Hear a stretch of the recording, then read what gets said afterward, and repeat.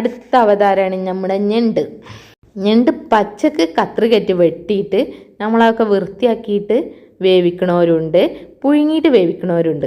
അപ്പം ഞങ്ങളിവിടെ പുഴുങ്ങിയിട്ട് തന്നെയാണ് വേവിച്ചിട്ട് ആ വെള്ളം ഊറ്റിയിട്ട് അത് അപ്പോൾ കയ്യേറ്റ് തന്നെ വേറെടുത്താൻ പറ്റൂട്ടോ. അങ്ങനെ വേറെടുത്തിട്ട് നല്ല സെറ്റാക്കി വെച്ചിട്ടുണ്ട്. പിന്നെ കറി വെക്കണോണ്ട് ഉള്ളിയും തക്കാളിയും പച്ചമുളകും ഒക്കെ ഇട്ടിട്ട് ഒന്ന് വെളിച്ചെണ്ണയിൽ വാട്ടിയെടുക്കുക. എല്ലാവർക്കും ഇഷ്ടപ്പെട്ടാണ് കേട്ടോ ഈ ഞണ്ട് കറി. അപ്പം ഞണ്ട് നിങ്ങളെല്ലാവരും ഫ്രൈ ആവും ഗ്രേവി ആവും ഒക്കെ ഉണ്ടാക്കൽ. ഇങ്ങനെ ചെയ്യാത്തവരൊന്ന് ട്രൈ ചെയ്യണം കേട്ടോ. അങ്ങനെയൊക്കെ വേവിച്ചതിന് ശേഷം അതിൽ കുറച്ച് പുളിക്ക് 1-2 ഊർക്കാപ്പുളി ഇട്ട് കൊടുത്തിട്ടുണ്ട്. പിന്നെ തേങ്ങാരപ്പും ആവശ്യത്തിന് ഉപ്പും ചേർത്ത് ഇളക്കി കൊടുക്കുക. തേങ്ങാരപ്പിൻ്റെ റെസിപ്പി ഞാൻ പറഞ്ഞുതരാം. തേങ്ങ, ചെറിയുള്ളി, പെരിഞ്ചീരകം, കറിവേപ്പില ഇട്ടിട്ട് നല്ല മൂപ്പിച്ചിട്ട് വറുത്തെടുക്കുക. പിന്നെ എല്ലാം കൂടി അതിലൊന്ന് ഇട്ടിട്ട് ഒന്ന് നല്ലോണം തിളച്ചോട്ടെ.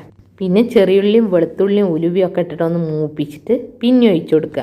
അപ്പം നമ്മളെ നാടൻ ഞണ്ട് കറി റെഡി.